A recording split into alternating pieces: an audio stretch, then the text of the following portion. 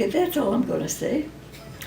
Because we've talked about focusing, having a focus, a direction in our life based on love, coming to know ourselves as loved so that we can love other people.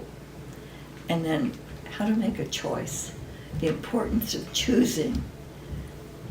Sometimes people tell me their story and then I look at them and I say a terrible thing. I say to them, so what?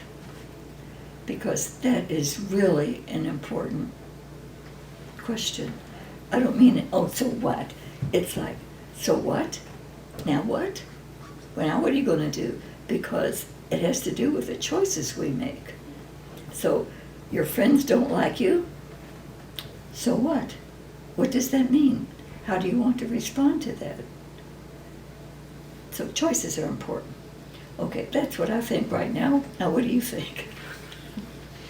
I think the piece that you were referring to with the Holy Spirit, does that go back to this contemplative love? You have to be quiet and you have to be in this contemplative state to hear and to know the Holy Spirit. Am I following that? Say that again. You don't have to be quiet to be contemplative. Or aware? The contemplative has to do with an openness inside, I think, that allows me to see with clear eyes. Now, a lot of people do that better when they're alone, quiet. Generally speaking, that's the truth. Some people, someone I know, can pray and contemplate better when she's in a coffee store, sitting down in the midst of all these people talking. I keep hitting, who are talking all around her, but she becomes contemplative there because she is open to those people, not judging them, just being there. She doesn't drink coffee, so she always takes a book so she looks like she's doing something. So she also walks when she prays. She says, I can't sit down and light a candle and sit there and pray. She said, I go to sleep. I can't do that, but I can pray when I walk. So she's into walking prayer. There is such a thing as that. Now, I don't know if I'm hitting your question or not. No, you are. Yes. That answers it. You know, when I think of how much you love teaching, and so many of the other teachers I know, how much they love that, I think that's got to be prayer, because it's coming out of love for these young women and children whom you are leading to live a happy life. So just is to look at them and say, how can you not look at a class full of 5-year-olds? 15-year-olds might be a little bit harder. But it's still, it's still that same thing. And that's prayer.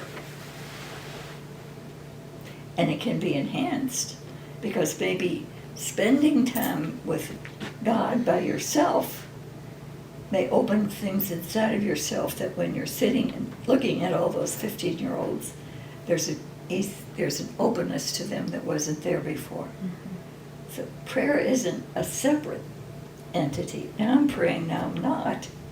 It's like if I'm one person and I'm after God, I know what the goal is, then I can pray whatever I'm doing.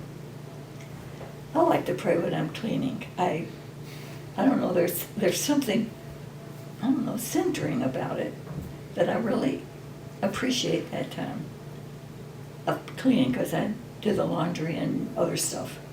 And that feels like prayer to me, because I think I made God there.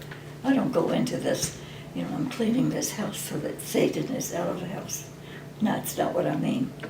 There's a joy in being there and making something beautiful for me and for the people I serve. Mm-hmm. You're shaking your head. Well, no, I'm just agreeing with you. Yeah, I mean the thing that I keep coming back to with Angela, you started with, was her experience of knowing that she was loved, so much so that she, referred to God, to Jesus, as lover of us all. And, you know, often what I'm aware of is that in our day and time, and probably in Angela's too, it's really hard for people to have not just a head knowledge, but an experience of knowing that no matter what, you are still loved. That it's just so hard for people to believe that. Yes. Our culture doesn't help us at all. No, I've heard, I used to teach little children, and I would hear her parents say, if you don't stop doing that, God's not going to love you. Say, oh, don't ever say that. Don't even think it. Because if mother says it, the child believes that. And so I can never do bad things because God will stop loving me.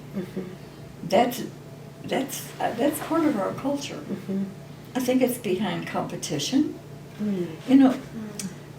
I've watched, I don't do this very often, that I go to a sports event where there are children taking part, like baseball or soccer especially, where the parents get hysterical. I mean, it's embarrassing for a grown man to be carrying on about his six-year-old who is not playing soccer right, and then being angry with the coach and everybody around him. It's like, are you kidding? I don't know what your goal in life is. Is it to be tops, to have the smartest kid, the kid who plays soccer really well by the time he's 7? What do you want here? But if you don't ever reflect about that, you could just be a mouth-foaming idiot at certain events. Yeah. How do you think Angela knew about that love? From her vision, or from being contemplative, or how do you think she knew? I think that all works together. I think that her vision deepened the gift of contemplation in her, because she had an experience. Now, we have experiences too. We don't often look at our experience. There's not much that encourages us to do that, to look at your experience. How many times have you heard the preacher say, follow your experience? What is your experience of this?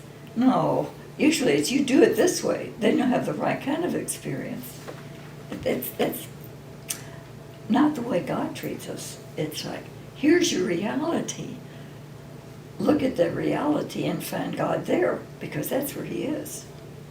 He's not in make-believe. He's not in rules and regulations and all that. He is there, period, in His loving, creative being. So if I pay attention to my life, I just may end up being a contemplative, because things happen in your daily life. The other day, I was at Panera's getting breakfast, and so I had ordered coffee and a sweet roll. And I couldn't take my eyes off the young woman who was waiting on me. It was like she looked mad, is what she looked. And I thought, she was such a pretty girl. It was like, what I wanted to say to her, honey, what's going on? But I wasn't in my business. So I thought, I wonder if I can make her smile. She had this ball cap on, and it was full of pins, like the kind that you get a derby and you stick that. Okay, she had all kinds on her hat. And I said, I just love your hat. It was orange.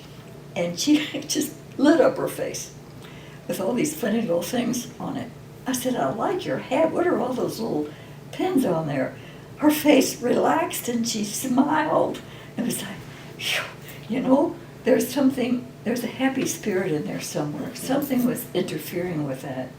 So I thought maybe if I make her smile, it would crack her face and she wouldn't be able to scowl the rest of that day. But if I hadn't noticed that, I may just have paid her for my stuff and gone on. It's like, I really think God was there at that time. Okay. Does that help you, honey? It does. Okay. you have any more questions or comments? Okay, then I thank you very much. Thank for this you.